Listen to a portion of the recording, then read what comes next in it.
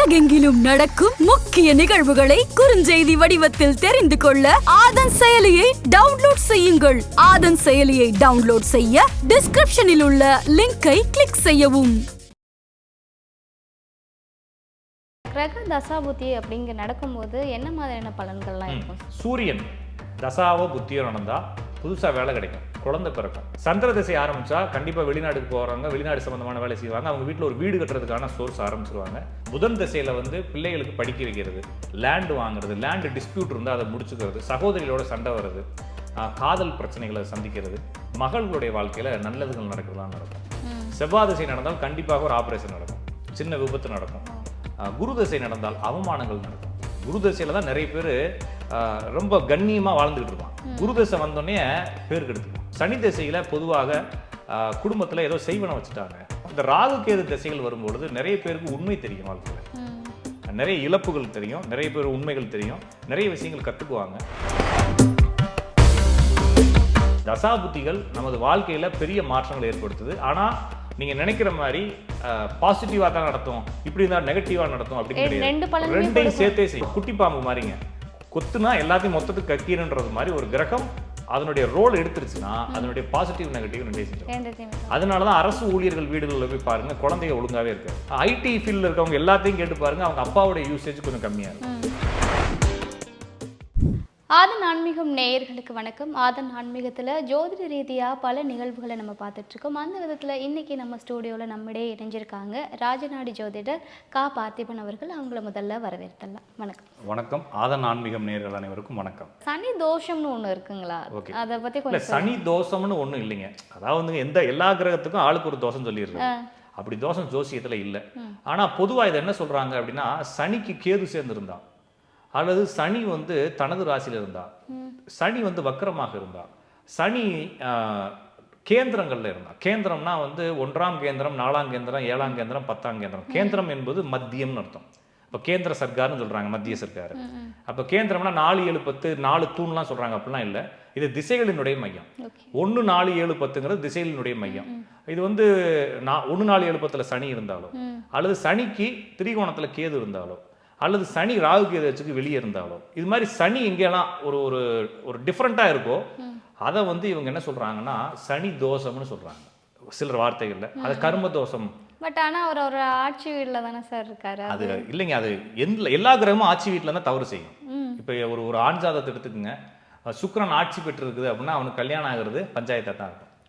ஆமாங்களா, 29 வயசு ஆயிரும். பெண் ஜாதகத்தில் செவ்வாய் ஆட்சி பெற்றிருக்கு அப்படின்னா 28, 29 வயசு ஆயிரம் உங்களுக்கு கல்யாணத்துக்கு. அப்படி இல்லைன்னா கண்டிப்பாக அவங்களுக்கு குடும்ப வாழ்க்கை சிக்கலாயிடுது. அப்போ ஆட்சி பெற்ற கிரகங்கள் எப்பயுமே நல்லது செய்யறதே இல்லை. ஓகேங்களா, அவங்களுக்கு வேலையை வேணா கொடுக்கும், ஆனால் அவங்க குடும்பத்தை கெடுக்கிறது எல்லாமே இந்த ஆட்சி பெற்ற கிரகங்கள் தான். அதுக்கு நம்ம அந்த உண்மையை ஒத்துக்க வரலைங்க. இங்கே தோஷம்ன்ற வார்த்தையே இல்லை. தோடம் அப்படிங்கிறது குறைன்னு அர்த்தம். அப்போ ஏதோ ஒரு சின்ன குறையை அந்த சனி குறிப்பிடுது. அதை இவங்க சொல்ற மாதிரி என்னுடைய வாழ்க்கையை அழிஞ்சு போற அளவுக்கு குறைகள் அதில் இல்லை. அதுக்கு நிறைய பரிகாரங்கள்லாம் செய்ய சொல்றாங்க, அதெல்லாம் எதுவும் தேவையில்லை. சனி அப்படிங்கிறது பொதுவாகவே ஒருவேளை நீங்கள் பரிகாரம் செய்யணும்னு ஆசை இருந்தா, நான் சொல்றது இல்லை, ஒருவேளை ஆசை எனக்கு பண்ணியே ஆகணும், தூக்கமே வராதுன்னு நீங்கள் நினச்சிங்கன்னா, எந்த கிரகங்கள் எதை செய்கிறதோ அதை நீங்கள் விரும்பி செய்யணும், அவ்வளோதான். அப்போ சனியுடைய வேலை என்னன்னா சர்வீஸ். அப்போ சனி நீங்கள் தோஷம் இருக்குன்னு நீங்கள் நினச்சிட்டிங்கன்னா சர்வீஸ் பண்ணணும். யாருக்கு பண்ணணும்னா வயதானவர்கள், இயலாதவர்கள் தான் சனி. அப்போ அவங்களுக்கு போய் நீங்கள் சர்வீஸ் பண்ணுங்க. ரோட்டில் எத்தனையோ பேர் சோறு கோழி இல்லாமல் இருக்கிறான் இல்லைங்களா? அதை விட மிக முக்கியமானது, நீங்கள் வெளியே தானம் பண்ணுறதுலாம் முக்கியமே இல்லைங்க. எங்கள் மாமாவுக்கு சோறு வழி இல்லாமல் உட்காந்துருக்குறாரு, எங்கள் சித்தி ஊரில் சும்மாவே உட்காந்துருக்குது, வீடே இல்லாமல் இருக்குது. அதுகளை விட்டுட்டு நான் தெருவில் உட்காந்து கேமரா எடுத்துகிட்டு செல்ஃபி எடுத்துகிட்டு சாப்பாடு கொடுக்குறதுல யூஸ் இல்லை.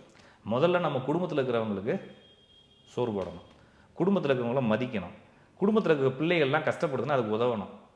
ஓகேங்களா, நம்ம சொந்தக்காரங்களை ஃபஸ்ட்டு என்ன செய்யணுங்க, நம்ம கூடயே வாழ்ந்தவங்க, நம்மளுக்காக வாழ்கிறவங்களை, நம்மளுக்காக சிந்திச்சவங்களை ஃபுல்லாக விட்டுட்டு பெருமைக்காக ஊரில் இருக்கிறவங்களாம் சோறு போடக்கூடாது. குடும்பத்தில் இருக்கிறவங்கள கவனிக்கணும். அது கவனிச்சாலும் இந்த சனி தோஷம்லாம் வராது. அதுக்கு அடுத்து அது முடிச்சதுக்கு அப்புறமா ஊருக்கு இருக்கிறவங்களுக்கு சோறு போடணும். அதுலேயும் வயசானவங்களை கவனிக்கணும். இதெல்லாம் பண்ணும் பொழுது வாழ்க்கையெல்லாம் மாறாது, தோஷமெல்லாம் மாறாது. ஆனால் அதை ஏற்றுக்கொள்ளக்கூடிய பக்குவங்கள் வளரும். இப்போ சனி கேது சேர்ந்துருந்தா, சனி என்பது கர்மக்காரகம். அப்போ சனியும் கேதுவும் சேர்ந்துருந்தாலோ, சனி நான் சொன்ன ஒரு அதாவது சனி உச்சமாகவோ, நீச்சமாகவோ, வக்கரமாகவோ, பரிவர்த்தனையாகவோ, சனி மகரத்துலேயோ கும்பத்துலேயோ, உச்சம்ன்றது உங்களுக்கு துலாம், நீசம்ங்கிறது மேசம், இந்த இடங்கள்லயோ இருந்தாலோ, அல்லது சனி கடகத்தில் உட்காந்து தனது ராசியை பார்த்தாலோ, சிம்மத்தில் உட்காந்து தனது ராசியை பார்த்தாலும் இந்த பொசிஷன்லாம் சனி இருந்தால் கண்டிப்பாக அவங்களுக்கு வேலைகளை நிம்மதி இல்லாத ஒரு சூழல் ஏற்படும். இவங்க நிறைய எஃபோர்ட் போடுவாங்க, இவங்க பெரிய நாலேஜான ஆளாக இருப்பாங்க, ஆனால் எவனுமே மதிக்க மாட்டான். ஏதாச்சும் ஒரு ஃபால்ட் வந்துருச்சு அப்படின்னா உடனே இவனுக்கு ஃபோனை போடு அப்படின்னு சொல்லி ஃபோனை போட்டு அந்த ஃபால்ட்டை சரி பண்ணுறதுக்கு இவனை தான் கூப்பிடுவாங்க. எல்லா வேலையும் முடிச்சுட்டு ப்ரமோஷன்லாம் இன்னொருத்தன் வாங்கிட்டு போவான். ஓகேங்களா? இவங்க போராடிக்கிட்டே இருப்பாங்க, எல்லா வேலையும் உங்களுக்கு தெரியும், எல்லா வேலையும் செய்வாங்க, எல்லா வேலையும் எக்ஸ்பர்ட்டாக இருப்பாங்க, ஆனால் கொஞ்சம் வாய் அதிகமாக இருக்கும். சரிங்களா? அப்போ இந்த விஷயங்கள்லாம் செய்கிறது சனி தான். அப்போ அங்கீகாரம் வேணும், போராட்டம் இருக்கும், நம்ம வாயும் சும்மா இருக்காது, எல்லா திறமையும் நம்மள்ட்ட இருக்குது, ஆனால் வாழ்க்கையில் முன்னேறவே இல்லை. இது மாதிரி சிக்கல் இருக்கவங்க கூட அந்த சனி வலுத்தவர்கள் தான். இது மாதிரி ஆளுங்க என்ன செய்யணும்னா உடனே வந்து வாழ்க்கையெல்லாம் மாறாதுங்க. வாழ்க்கை எப்படி இருக்குது, சமூகம் எப்படி இருக்குது அப்படி ஏற்றுக்கிறதுக்கு நம்ம சமூகத்துக்கு செய்ய செய்ய சமூகத்தினுடைய சாயல் நம்மளுக்குள்ள ஒட்டிக்கும். நம்ம எதிர்பார்க்க மாட்டோம், நம்ம வாயெல்லாம் குறைச்சிருவோம். நம்ம வாயை குறைச்சாலே என்ன ஆயிரும், நம்மளுக்கு முன்னேற்றம் தானாக வந்துடும். இந்த சனிங்கிறது உதவி செய்யணும், வாயை குறைக்கணும், சமூகம் எப்படி போயிருக்குன்னு தெரியணும், எல்லாத்தையுமே மதிக்க தெரியணும். நம்மளுக்கு நாலேஜ் இருக்கு, இந்த வித்த கர்வம்னு சொல்லுவாங்க, எனக்கு எல்லாம் தெரியும் கொழுப்பாவே சிலர் பேசிட்டு இருப்பாங்க. ஆனா அவன் வாழ்க்கையில் சில நிறைய கம்பெனியில் எல்லா கம்பெனிலையும் ஒரு 10 பேர் இருப்பான். ஓகேங்களா? சரியா சேவ் பண்ண மாட்டான், ட்ரெஸ் ஒரு மாதிரி அழுக்காவே போட்டுருவான், அது வந்து அவனுடைய அடையாளமா பேசுவான். அவன் வந்து அதுக்குன்னு நம்ம குறையான ஆள் இல்லைங்க, ரொம்ப நாலேஜான ஆள் இருப்பாங்க. ஆனா அவங்க என்ன செய்வாங்கன்னா நம்ம வேலை பார்த்தா மட்டும் பத்தாது இல்லைங்களா? ஒரு இடத்துல வேலைக்கு போகிறது மட்டும் முக்கியம் இல்லை, அந்த கம்பெனியில் மேனேஜ்மெண்ட் இருக்குது, அவங்கள மதிக்கணும், சரியாக ரெஸ்பாண்ட் பண்ணணும், சரியாக கம்யூனிகேட் பண்ணணும், ஒருத்தவங்க சொல்லக்கூடிய விஷயத்தை செய்யணும். இதெல்லாம் தானே சேர்ந்து தானே ஒரு கம்பெனி. ஆனால் இவங்க அதெல்லாம் செய்யவே மாட்டாங்க. போவாங்க, ட்ரெஸ்ஸை மாற்றுவாங்க, மெண்டல் மாதிரி ஒர்க் பண்ணுவாங்க, 8 ஹவர்ஸ் கரெக்டாக ஒர்க் பண்ணுவாங்க, பெர்ஃபெக்டாக ஒர்க் பண்ணுவாங்க, வீட்டுக்கு போயிடுவாங்க. இதுதான் வந்து அந்த நிறுவனத்தினுடைய முழுமைன்னு நினைப்பாங்க. அவங்கள போய் கேட்டிங்கன்னா அந்த நிறுவனம் ஆரம்பிக்கிற பொழுது நான் இருக்கிறேன், நான் தான் அந்த கம்பெனி வளர்த்து விட்டேன், ஏன்னா நான் இல்லைன்னா அந்த கம்பெனியை வளர்ந்துருக்காது, நான் இல்லைன்னா அந்த கம்பெனியை மூடிடுவானுங்கன்ற அளவுக்கு பேசுவாங்க. இதெல்லாம் சனியுடைய வேலை. இதை புரிஞ்சுக்கிறதுக்கு என்ன செய்யணும்னா நம்ம சமூகத்துக்கு உதவ எல்லாரும் கஷ்டப்படுறான், எல்லாரும் இப்படி இருக்கிறான், நம்ம நல்லா இருக்கிறோம், அவங்கள கம்பேர் பண்ணுறப்ப ஒரு புரிதல் வந்து அப்படி என்ன சுலோவாக வாயெல்லாம் அடைச்சிருவாங்க. ஓகேங்களா? இதுதானே தவிர இதுக்கு வந்து நீங்கள் அது இதுலாம் சொல்லி பரிகாரம்லாம் போட்டு குழப்ப தவிர இது சனி தோஷம் கிடையாது, சனியுடைய வலுத்த நிலை. ஓகேங்களா? இப்போது நம்ம ஒரு ஜாதகம் எடுத்துகிட்டு போனால் வச்சுக்கோங்களேன், அதில் வந்து தசாபுத்தி அப்படிங்கிற ஒரு விஷயமும் பார்ப்பாங்க, ஜாதகர்கள் பார்ப்பாங்க. இந்த கிரக தசாபுத்தி அப்படிங்கிற நடக்கும்போது என்ன மாதிரியான பலன்கள்லாம் இருக்கும்? இப்போ கிரக தசாபுத்தினா என்னன்றதை பேசிக்காக புரிஞ்சுக்கணும். பொதுவாக நமது வாழ்க்கையில் எல்லா மாற்றங்களும் இருக்குங்க. இப்போ என்னுடைய உடல் மாறுது, ஒரு 5 வருஷம் கழிச்சு இந்த வீடியோ போட்டு பார்க்குறப்ப நான் இப்போ வேற மாதிரி இருக்கலாம். ஆமாம், சரிங்களா? என்னுடைய குரல் மாறலாம், என்னுடைய சிந்தனைகள் மாறலாம், என்னுடைய வேலை மாறலாம், என்னுடைய மனம் மாறுது, அப்போ எல்லாமே மாறிக்கிட்டே இருக்கு. அந்த மாற்றம் தான் என்னுடைய வாழ்க்கை, அதான் என்னுடைய லைஃப். ஒருவேளை மாறாமல் அப்படியே இருக்குன்னா கோமா ஸ்டேஜில் இருக்கான்னு அர்த்தம் இல்லைங்களா? அப்போ மாற்றங்கள் தான் வாழ்க்கை. இந்த மாற்றங்கள் எந்த சைக்கிளில் நடக்குது, எத்தனை வருஷத்துக்கு ஒரு தடவை நடக்குது, இது எப்படி ரொட்டீனாக நடக்குது அப்படின்னு ஒரு கால்குலேஷன் இருக்கு. நம்ம உடம்புக்குள்ளேயே நம்மளுக்குள்ளேயே வேகமாக மாறக்கூடிய விஷயங்கள் என்னவா இருக்கும்? மனசு. சரிங்களா? அப்போ நம்ம என்ன செய்யறோம்னா ஜோசியத்தில் கிரகங்களினுடைய வேகம் தான் ஜோசியம், பேரே காலக்கணிதம் தான். காலம் என்பது இயக்கம் தான், மோசம் தான் அது. ஓகேங்களா? அப்போ காலத்தினுடைய வேகத்தை கணிக்கிறது தான் காலக்கணிதம். அப்போ நம்ம வாழ்க்கையில் நடக்கக்கூடிய சம்பவங்களினுடைய வேகமும் காலத்தினுடைய வேகமும் எங்கே சிங்க் ஆகுதுன்னு கண்டுபிடிக்கிறப்ப கிரகங்களுடைய வேகத்தை நம்ம பிடிக்கிறோம். அப்போ ஏன் இத்தனை கிரகங்கள் நம்ம எடுத்து கையில் வச்சுக்கிட்டு இருக்கோம் அப்படின்னா ஒவ்வொன்றும் ஒவ்வொரு கிரக வேகத்தில் இயங்கிட்டு இருக்கு. அப்போ இருக்கிறதுலே ஸ்பீடாக இயங்கிறது வந்து சந்திரன், நம்மளுக்குள்ள இருக்கிறதுலே ஸ்பீடாக இயங்கிறது மனம். அதனால தான் மனோகாரகம்னு சந்திரனை சொன்னோம். அதுக்கு அடுத்த ஸ்பீடில் இயங்கிறது புத்தி, இதை புத்திக்கு அடுத்து ஸ்பீடில் இயங்கிறது புதன், சந்திரனுக்கு அடுத்து. அப்போ புத்தியை புதன் காரகம்னு சொன்னாங்க. ஓகேங்களா? அப்போ இந்த வேகத்தை அடிப்படையில் தான் இந்த கிரகங்களை நம்ம கையாளுறோம். இந்த வேகத்தை அடிப்படையில் நம்ம கிரகத்துக்கு பலன் சொல்கிறோம். அப்படி பார்க்குறப்ப எல்லா கிரகங்களும் ஏறத்தாழ நம்மளுடைய சிந்தனையோட ஒத்தே போகும். இந்த சந்திரன் வந்து நம்மளுடைய மனம். ஆனால் இந்த சந்திரனுடைய ஸ்பீடும் நம்ம மனதினுடைய ஸ்பீடும் ஒன்றாவே ட்ராவல் பண்ணாலும் இதுக்குள்ளே ஒரு சின்னதாக ஒரு அட்ஜஸ்ட்மெண்ட் இருக்குது. அதை வந்து சரி பண்ணுறதுக்காக இந்த தசாபுத்திகளை போட்டு என்ன செய்கிறாங்கன்னா, ஒருவன் கேது திசையில் பிறந்திருந்தா ஒரு குறிப்பிட்ட காலம் வரைக்கும் அவன் கேது திசையில் வாழ்ந்துட்டு அதுக்கப்புறம் சுக்கிர திசைக்கு போகிறான், அடுத்து சுக்கிர திசை கடந்ததுக்கப்புறம் சூரிய திசை போகிறான், அதுக்கப்புறம் சந்திர திசை போகிறான்னு சொல்லி இவங்க என்ன செய்கிறாங்கன்னா அவனுடைய அந்த ட்ராவல் இது சிங்க் ஆகாமல் இருக்கு இல்லைங்களா, இதை பேலன்ஸ் பண்ணுறதுக்காக டாலரேட் பண்ணுறதுக்காக என்ன செய்கிறாங்கன்னா ஜம்ப் ஆகிட்டே இருக்காங்க. அப்படி ஜம்ப் ஆகும் பொழுது இந்த தசாபுத்திகளை பயன்படுத்துகிறாங்க. ஒரு தசாக்குள்ளே 9 புத்திகள் இருக்கும், ஒரு புத்திக்குள்ள 9 அந்தரம் இருக்கும். இது மாதிரி ஒவ்வொன்றையும் பிரித்து 9 பிரிக்கிறாங்க. இது எதுக்கு பயன்படுத்துகிறாங்கன்னா தாஜிகம்னு ஒன்று இருக்குங்க. இப்போ உங்களுடைய பிறந்த ஜாதகம் இருக்குது, அதை எடுத்து வச்சு நான் உங்களுக்கு பலன் சொல்கிறேன், இல்லைன்னா இன்னொருத்தருக்கு பலன் சொல்கிறேன். சார் நீங்கள் கோடீஸ்வரர் ஆகக்கூடிய ஜாதகம் அது அப்படின்னா அடுத்த கேள்வி எப்போ கேட்பாருங்க, என்ன கேட்பாருங்க? எப்ப சார் ஆகணும் தான் கேட்கு இல்லைங்களா? அப்ப என்னுடைய பிராப்தம் அப்படிங்கிறது இருக்கு ஜாதகத்துல. இப்ப நான் வந்து கலெக்டர் ஆவேன் அப்படின்னா இருக்கு. அப்ப எப்ப கலெக்டர் ஆவேன்னு இருக்கணும் இல்லைங்களா? கண்டிப்பா கேட்பேன். அப்ப பிறந்த ஜாதகத்துல எப்ப கலெக்டர் ஆவேன்னு சொல்ல முடியாது. இவருக்கு அந்த யோகம் இருக்கா, அந்த பிராப்தம் இருக்கா, ஆனா பிறந்த ஜாதகத்தை வச்சு சொல்ல முடியும். ஜோசியத்துல வந்து 2 விஷயங்கள் இருக்கு. ஜோசியம் பெரிய பிரிவு நம்ம ஆரம்பத்துல இருந்து பேசிட்டு இருக்கோம். அதுல வந்து ஜோதிட ஸ்கந்தம், ஜாதக ஸ்கந்தம்ன்றல 2 பிரிவு இருக்குங்க. ஒன்று பிறந்த நாட்டல் சாட்டுன்னு சொல்லுவாங்க. ஹாரோஸ்கோப்புங்க அப்படிங்கிறது நாட்டல் சாட்டு, பிறந்த ஜாதகம். அந்த பிறந்த ஜாதகம் எனது விதி கொடுப்பனையை கூறுகிறது. நான் எப்படி வாழுவேன், யாரோட வாழுவேன், இந்த மாதிரிலாம் சொல்லுது. ஆனா எப்ப வாழுவேன், என்ன செய்வேன், அதெல்லாம் அது வராது. அப்ப அதை பிரிச்சு எடுக்கிறதுக்கு 2 தாஜிகம்னு சொல்றாங்க. அது சமஸ்கிருத தாஜிகம். தாஜிகம்னா இயக்கம்னு அர்த்தம். ஓகேங்களா? அப்ப 2 விதத்துல அந்த தாஜிகத்தை ஹேண்டில் பண்றாங்க ஜோசியர்கள். ஒன்று கோச்சாரம், ஒன்று தசாபுத்தி. தசாபுத்தியும் 32 வகையான தசாபுத்திகள் இருக்கு. இப்ப நம்ம பயன்படுத்திக்கிட்டு இருக்கிறது விம் சோத்ரி அப்படின்னா விம் அப்படிங்கிறது வந்துங்க 20, சோத்ரி அப்படிங்கிறது வந்துங்க 120. ஓகேங்களா? அப்ப விம் சோத்ரிங்கிறது 120. இது மாதிரி அஷ்டச சோத்ரி, சோடச சோத்ரி இப்படின்னு சொல்லிட்டு நிறைய தசாபுத்தி மெத்தட்ஸ் இருக்கு.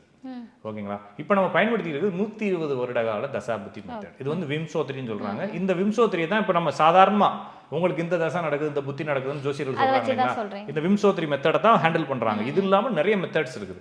உங்களுக்கு நார்த் சைடு போயிட்டோம்னா காலசக்கர தசை வந்துடும். காலசக்கர தசையில வந்து மண்டுக பாய்ச்சல்னு சொல்லி, குக்குட பாய்ச்சல்னு சொல்லிட்டு அதுல பெரிய கால்குலேஷன். அது வந்து நம்ம ஊருக்காரங்களுக்கு தெரியாது. நிறைய பழைய ஜோசியக்காரங்களுக்கு தான் அந்த காலசக்கர தசை தெரியும். நம்ம ஊருக்காரங்களுக்கு இப்ப இருக்கக்கூடிய லேட்டஸ்டா இருக்கக்கூடிய ஜோசியர்களுக்கு நட்சத்திர அடிப்படையில் வரக்கூடிய விம்சோத்ரி தசை தெரியும். அப்ப நட்சத்திர வரிசைகள் இருக்கு. ஒரு கிரகம் ஒரு நட்சத்திரத்துல சந்திரன் இருந்துச்சுன்னா அந்த நட்சத்திரத்தினுடைய அதிபதி தசா நடக்குதுன்னு அர்த்தம் அவர் பிறக்கிறப்ப. அதுக்கடுத்து அடுத்ததுல ஜம்ப் ஆகி போகுது. அதுக்கு ஒரு குறிப்பிட்ட காலங்கள் வச்சிருக்காங்க. இது வந்து பொதுவா என்ன சொல்றாங்க அப்படின்னா, ஒரு கிரகம் எந்த பாவத்துல அமர்ந்திருக்கு, லக்னம்னு சொல்றோம் இல்லைங்களா, லக்னத்துல இருந்து எத்தனாவது பாவத்துல அந்த கிரகம் அமர்ந்திருக்கு, அந்த கிரகம் எந்த பாவத்தினுடைய அதிபதியா இருக்கு, அந்த கிரகம் யாருடைய சாரத்துல அமர்ந்திருக்கு, அந்த கிரகம் அமர்ந்த சாரநாதன் யாருடைய சாரத்துல போய் அமர்ந்திருக்காரு. இது மாதிரி நிறைய லாஜிக்குகள் எடுத்துட்டு ஒரு கிரகத்துக்கு வெயிட்டேஜ் எடுக்கிறாங்க. அந்த வெயிட்டேஜ் எடுத்துட்டு அந்த கிரகத்தினுடைய தசாவோ புத்தியோ நடக்கும்போது அந்த கிரகம் கெட்டு போயிருந்தா கெட்ட பலனும், நல்லா இருந்தா நல்ல பலனும் சொல்றாங்க. ஆனா நான் இப்ப என்ன சொல்றேன்னா, அப்படி எதுவுமே நடக்கிறது இல்லை. ஒரு கிரகம் தசா நடத்தினால் அந்த கிரகத்தினுடைய நன்மை தீமை 2ஐயும் செய்யும். சரிங்களா? இது வந்து பழைய ஜோசியர்கள் இதை ஹேண்டில் பண்றாங்க. இன்னும் ஒரு கிரகம் தசா நடத்தினா, இப்ப சூரியன் வந்து எவ்வளவு பவரான இடத்துல இருந்தாலும், சூரியன் சூப்பரான இடத்துல இருக்குது சார், நான் கணக்கு போட்டு பார்த்துட்டேன், இது மாதிரி பெர்ஃபெக்டா ஒரு ஜாதகத்துல அமரவே அமராதுன்னு ஒருத்தனுக்கு சொன்னாலும் அவனுக்கு சூரிய திசை வரும்போது அவங்க அப்பாவுக்கு உடம்பு பிரச்சனையாகும். ஒரு புதுசா ஒரு வேலையை தொடங்குவார், பையனுங்களுக்குலாம் உடம்பு பிரச்சனையாகும். நிறைய பேருக்கு அப்பா தவறுறதே சூரிய திசையிலையும் சூரிய புத்திலையும் தான். ஓகேங்களா? அப்ப வந்து நல்லா இருக்குன்னு நம்ம முடிவுக்கு வர முடியாது. நிறைய பேருக்கு சந்திர திசையில தான் வந்து உடம்பு குண்டாகும், ஃபெமிலியர் ஆவாங்க. ஓகேங்களா? அப்போ ஒவ்வொரு தசைக்கும் யூனிக்கா வந்து அது என்ன இடத்துல இருந்தாலும் அது நடக்கும். அப்போ பொதுவாக கிரக காரகங்கள்னு சொல்றாங்க இல்லைங்களா. இப்போ சந்திரன் அப்படின்னா பயணம், சந்திரன் அப்படின்னா மனம், சந்திரன் அப்படின்னா சளி, சந்திரன் அப்படின்னா மூச்சு சுவாசம், சந்திரன் அப்படின்னா பார்வை, சந்திரன் அப்படின்னா வீவ், சந்திரன் அப்படின்னா பயணம், சந்திரன் அப்படின்னா வெளிநாடு, சந்திரன் அப்படின்னா ஃபுட்டு, இப்படிலாம் சொல்றாங்க இல்லைங்களா. அப்போ சந்திர திசை நடந்தால் இது எல்லாத்துலேயும் அவர் பாப்புலர் ஆயிடுவார். இந்த எல்லா பிரச்சனையும் அவர் சந்திச்சிருவார். அவங்க அம்மாவுக்கு மிகப்பெரிய பிரச்சனை வந்து அவங்க அம்மாவுக்கு ஏதாச்சும் ஆபரேஷன் வரைக்கும் கொண்டு போய்விடும். அவங்க அம்மாவை பிரிஞ்சிருவாரு, ஒன்னு கோவிச்சிட்டாச்சும் போயிடும் அவங்க அம்மா. இது மாதிரி ஒவ்வொரு தசையும் அதனுடைய காரக அடிப்படையில நன்மை தீமை 2ஐயும் செஞ்சிடும். நிறைய பேருக்கு தசாபுத்திகள் மாறும் பொழுது அந்த கிரகம் என்னவோ அந்த கிரகத்தினுடைய காரக தொழில அவங்க செய்வாங்க. அவர் என்ன செஞ்சுக்கிட்டு இருப்பாருனாங்க, போன வருஷம் வரைக்கும் அவர் ஒரு ஆட்டோமொபைல்ல ஒர்க் பண்ணிக்கிட்டு இருந்திருப்பாரு. திடீர்னு அவருக்கு சந்திர தசை வரும். சந்திர தசை வந்தோடனே அவர் எல்லா வேலையும் செஞ்சுட்டு விட்டுட்டு டிரான்ஸ்போர்ட்டுக்கு வண்டி ஓட்ட டிரைவரா வந்துருவார், இல்லைன்னா ஏதாச்சும் ஒரு ஹோட்டல் வச்சிருவார். அது ஆட்டோமேட்டிக்கா நடக்கும், அவருக்கு தெரியவே தெரியாது. ஆனா ஜாதகத்துல பார்த்தோம்னா இவர் ஹோட்டல் தொழில் செய்வாருன்னு இருக்கும், ஆனா எப்ப செய்வாருன்னு யாருக்கும் தெரியாது. ஆனா இவர் சந்திர தசையோ சந்திர புத்தியோ மாறும்பொழுது யாருக்குமே தெரியாம திடீர்னு சண்டையாகி இங்க வெளியே வந்து இங்க ஒரு தொழில் ஆரம்பிச்சிருவார். அப்ப இந்த தசா புத்திகள் நமது வாழ்க்கையில பெரிய மாற்றங்களை ஏற்படுத்துது. ஆனா நீங்க நினைக்கிற மாதிரி பாசிட்டிவா தான் நடத்தும், இப்படி இருந்தா நெகட்டிவா நடத்தும் அப்படின்னு கிடையாது, ரெண்டையும் சேர்த்தே செய்யும். அப்ப இங்க நம்ம தெரிந்து கொள்ள வேண்டியது, நான் ஆரம்பத்துல இருந்து சொல்றது அதுதான், ஒரு கிரகம் அது என்னன்னா ஒரு குட்டி பாம்பு மாதிரிங்க, கொத்துனா எல்லாத்தையும் மொத்தத்துக்கு கக்கீரன்றது மாதிரி ஒரு கிரகம் அதனுடைய ரோல் எடுத்துருச்சுன்னா அதனுடைய பாசிட்டிவ் நெகட்டிவ் ரெண்டையும் செஞ்சிடும். அதனாலதான் அரசு ஊழியர்கள் வீடுகளில் போய் பாருங்க, குழந்தைங்க ஒழுங்காவே இருக்காது. ஓகேங்களா? அதே மாதிரி அரசு ஊழியர்களுடைய வீடுகளில் பாருங்க மேக்சிமம் பொறுப்பான அந்த தந்தைகள் இருக்காங்க இல்லைங்களா, அந்த தந்தை வந்து அவ்வளோ சிறப்பான நபராக இருக்க மாட்டாங்க. ஐடி ஃபீல்டில் இருக்கவங்க எல்லாத்தையும் கேட்டு பாருங்க, அவங்க அப்பாவுடைய யூசேஜ் கொஞ்சம் கம்மியாக இருக்கும். இது மாதிரி ஸ்டாண்டர்டாக இருக்கும். இது எதனாலனா ஒரு கிரகம் பலமாகும் பொழுது தான் அரசு ஊழியர் வாங்குறாங்க. அந்த கிரகம் பலமாகும் பொழுது அப்பாவை காலி பண்ணிடும்ன்றது விதி. அப்போ ஒரு பலன் பாசிட்டிவ் நெகட்டிவ் ரெண்டையும் பேரலாம் மூவ் பண்ணும். ஓகேங்களா?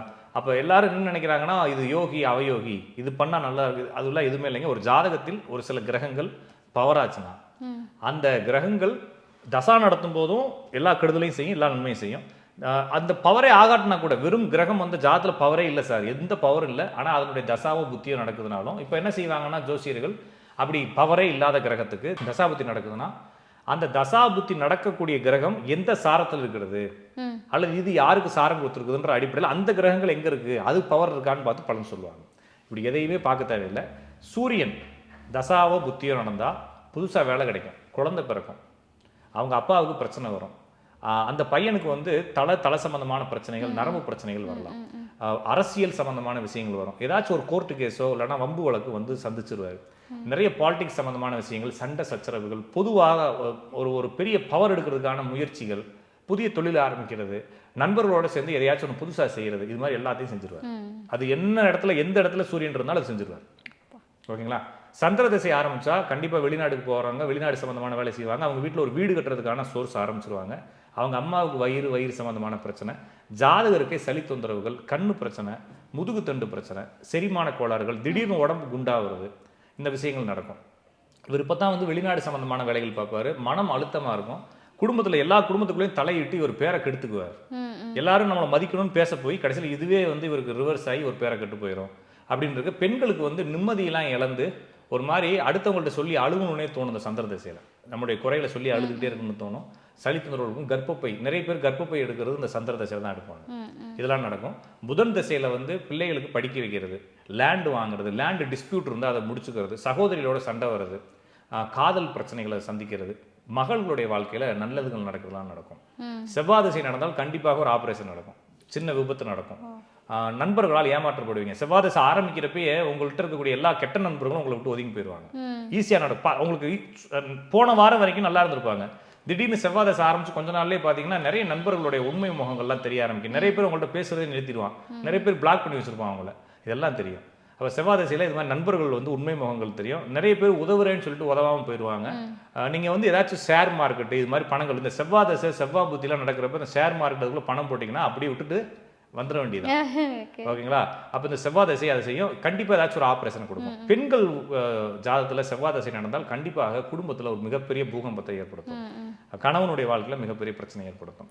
சுக்கிர திசை நடந்தால் ரொம்ப நாள் வராத பணம் வரும், வாழ்க்கை ஒரு ஹாப்பியாக மாறும், மனைவியோட நல்ல ஒரு குதூகலம் இருக்கும். ஆனால் கல்யாணம் ஆகாதவங்களுக்கு கல்யாணம் நடக்கும், ஆனால் குடும்பத்தில் சண்டை இருந்துக்கிட்டே இருக்கும், குடும்ப உறவுகளுக்குள்ள சண்டை இருக்கும், யூரினரி ட்ராக் இன்ஃபெக்ஷன், கண்ணு ஆப்ரேஷன் இதெல்லாம் நடக்கும். குரு தசை நடந்தால் அவமானங்கள் நடக்கும். குரு தசையில் தான் நிறைய பேர் ரொம்ப கண்ணியமாக வாழ்ந்துக்கிட்டு இருப்பான். குரு தசை வந்தோடனே பேர் கெடுத்துக்குவான். அது வரைக்கும் நல்லவனாக தான் இருப்பான். அந்த குரு தசை வந்தோடனே இவன் புத்தி எப்படி தான் மாறிச்சு தெரியல, பேர் கெட்டு போயிடும். அதே மாதிரி ஆப்ரேஷன் பண்ணுறது, சதை வளர்ச்சிகள், குடல் சம்பந்தமான பிரச்சனைகள், குழந்தை பேர், குழந்தை சம்பந்தமான விஷயங்கள், குழந்தைகளுக்கு நல்லதுகள் நடக்கிறதெல்லாம் இந்த குரு திசையில் நடக்கும். சனி திசையில் பொதுவாக குடும்பத்தில் ஏதோ செய்வனை வச்சுட்டாங்க, ஏதோ தப்பு நடக்குது நம்மளை சுற்றி அப்படின்றதும், இந்த சமூகத்தை விட்டு இந்த உறவுகளை விட்டு நம்ம கொஞ்சம் பந்தம் இல்லாமல் ஒதுங்கி போயிடணும், வாழ்க்கையில் நம்மளுக்கு வேற ஏதோ ஒன்று காத்துக்கிட்டு இருக்கு, நம்ம வேற எதுக்காகவும் இங்கே வந்திருக்கோங்கிற உண்மைகள்லாம் தெரிய ஆரம்பிக்கும், ஃபீல் வரும். நிறைய பேருக்கு உதவணும்னு தோணும். சம்பளம் இல்லாமல் வேலை பார்க்குறது, போய் சமூகத்துக்காக ஒர்க் பண்ணக்கூடிய அந்த தாட்லாம் வரும். நிறைய பேர் பார்த்தீங்கன்னா இரவும் பகலமாக உழைக்க ஆரம்பிச்சிருவான். நிறைய பேர் தூங்குனா தூங்கிட்டே இருப்பான், இரவும் பகலமாக உழைக்க ஆரம்பிச்சிருவான்.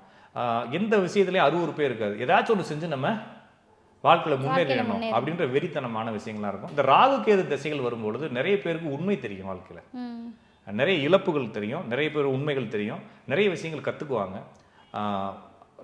ஒரு பெருந்தன்மைன்னு சொல்கிறோம் இல்லைங்களா, ராகு தசையை ரொம்ப மோசமாக சொல்கிறாங்க, செவ்வாய் தசையை மோசமாக சொல்கிறாங்க, சூரிய தசையை மோசமாக, இது எல்லாமே பெருந்தன்மையையும் ஒரு மிகப்பெரிய புரிதலையும் கொடுத்து வாழ்க்கையில் ஒரு பூஸ்ட் கொடுக்கும். அப்போ எல்லா திசைகளுமே நல்லது மட்டும் செய்யாது, கெட்டதும் செய்யும், கண்டிப்பாக செய்யும். அப்போ என்ன செய்யலாம் அப்படின்னா, ஒவ்வொரு திசையில் கெட்டது செய்கிறத தெரிஞ்சுக்கிட்டு அது என்ன காரகன்றதை தெரிஞ்சுக்கிட்டு அதுக்குள்ளே நம்ம போய் மாட்டிக்காமல், இப்போ ஒருவேளை குரு தசை இருக்குது, குரு தசையில் பேர் கெட்டு போயிடும்னா நம்ம சில லேடிஸை விட்டு சாட் பண்ணுறதை நிறுத்திடணும். இல்லைங்களா? அவ்வளவுதான். இது ஒண்ணு நம்ம பிளான் பண்ணி செய்யறது இல்லைங்க. அதாவே காலம் இழுத்துட்டு போகும். அதுல கொஞ்சம் கவனமா இருக்கணும்.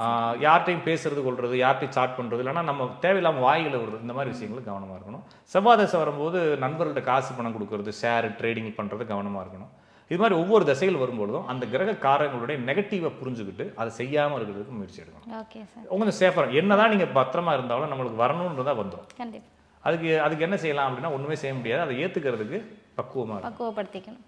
சார் இவ்வளோ நேரம் வந்துட்டு நாங்கள் கேட்ட எல்லா கேள்விக்கும் பார்த்தீங்கன்னா ரொம்ப எக்ஸலண்ட்டான பதிலெலாம் கொடுத்துருந்தேன். நிறைய பேருக்கு வந்து ரொம்ப ப்ராக்டிக்கலாக வந்து ஒரு ஜாதகத்தை பார்த்து எப்படி சொல்லுவாங்களோ வந்து அதே மாதிரி எல்லா விஷயத்தையும் வந்து மக்களுக்கு புரிய வச்சுருக்கீங்க சார். இதே மாதிரி வேறு ஒரு நிகழ்ச்சியில் மறுபடியும் சந்திக்கலாம். நன்றி சார். நன்றி. ஆதன் ஆன்மீகம் நேயர்களுக்கு நன்றி.